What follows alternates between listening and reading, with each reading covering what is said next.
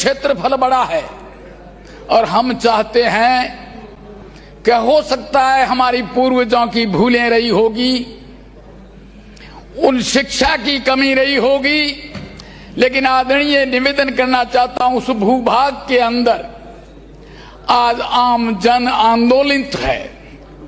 वो इसके लिए है कि एक तो वो भूमिहीन किसान की श्रेणी में आते हैं। भूमिहीन क्यों आते हैं, मैं एक गांव का उदाहरण देना चाहता हूं जिसमें मैं रहता हूं। आदरणीय, मेरे गांव की जमीन 1 लाख बीघे शिवाचक है और जब सेटलमेंट में ये रिकॉर्डिंग हुई थी तब 4,500 बीघा केवल हमारी काश्त काबिल के रूप में रिकॉर्डिंग हुई और उस समय आबादी हो सकता है 1,000-1,200 की थी, आज 5,000 की हो गई है। आदरणीय, उस हिसाब से उस समय भी ये लोग भूमिहीन थे, लेकिन हमारे पूर्वजों ने सोचा कि कोई मेजरमेंट हो, जमीन को कोई ले जाने वाला नहीं है, अपन बोएंगे, अपन खाएंगे, आने वाली पीढ़ी इसमें सुखी रहेगी। ये समय चेंज हो गया।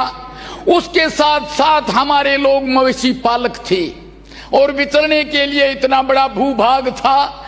गायों का, ऊंटों का ये बहुत बड़े टोले होते थे, वो विचरण करते थे। आजीवन का ही वही साधन था क्योंकि बरसातें बहुत कम होती थी। जमाना चेंज हो गया, बरसातें आने लग गई सालों में और यहां तक कि भूभाग के अंदर भी पानी आ गया, जीएनपी नहर हो गई और पता पड़ा कि बाकायदा काश्त ऐसे होती है, किसान ये है। लेकिन सोचें तो क्या सोचें, आज भूमिहीन है। लेकिन आज जिस हिसाब से जैसलमेर की जनता आंदोलित है, उसका रोष है, वो केवल ओरण के मामले में है।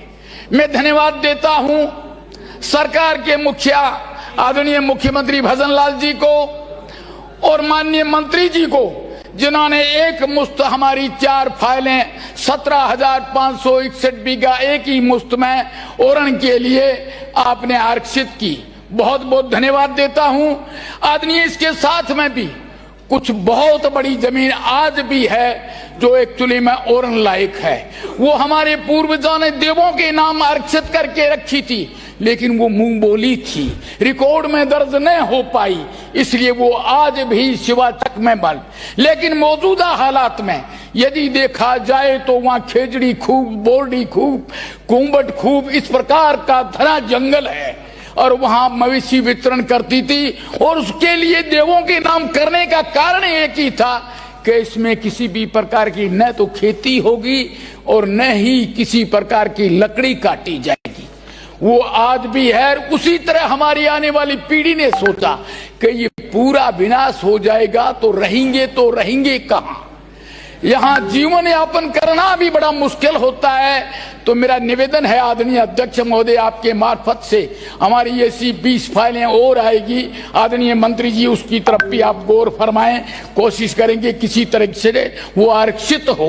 वो सेटलमेंट में भी रिकॉर्डिंग है, लेकिन बाद में जब मेजरमेंट रीसर्वे हुई उसमें नहीं हुआ।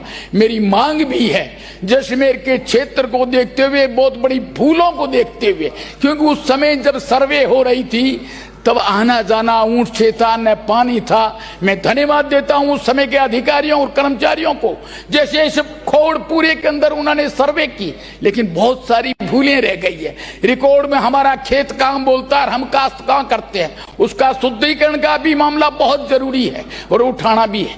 आदरणीय, इसके साथ में मैं कोई बात नहीं, सरकार की प्रशंसा करते हैं कि आप उद्योग लगाओ, आप सोलर भी लगा रहे हो, लेकिन हमारे पास भूमि की कमी नहीं है, क्योंकि जैसलमेर जिला राजस्थान का छोटा भाई है, उसके पास जमीन की कोई कमी नहीं है। जमीन बहुत सारी है, लेकिन खोड़ जमीन बहुत पड़ी है। सूर्य प्रकाश तो वहां भी पड़ जाएगा, सीमेंट उद्योग वहां भी लग जाएगा, ट्रांसपोर्टेशन ही थोड़ा दूर पड़ता है, उससे कोई फर्क नहीं पड़ता है। आदरणीय अध्यक्ष महोदय, मैंने आपके मार्फत से निवेदन करना चाहता हूं कि जैसे डालमिया कंपनी के अंदर रामगढ़ के बिल्कुल बाउंड्री आबादी के पैरेलल आपने जमीन दे दी, क्योंकि हकीकत में शुद्धिकरण नहीं हुआ था और आपने लैंड दे दी, और उसके अंदर उद्योग वाले को भी झगड़ा हो जाएगा। तब गांव बढ़ेगा, शहर बढ़ता है, जैसे गांव भी बढ़ेगा, पशुपालक लोग हैं, विचरण के लिए भी जगह चाहिए, गांव बढ़ने के भी लिए चाहिए, स्कूल मैदान के लिए भी जगह चाहिए। जब पैरेलल हो जाएगा तो आदरणीय कैसे विकास होगा? तो मेरा निवेदन है, जमीन हमारे पास उपलब्धता है, उसी क्षेत्र में है, उसे 2 किलोमीटर दूरी में रखा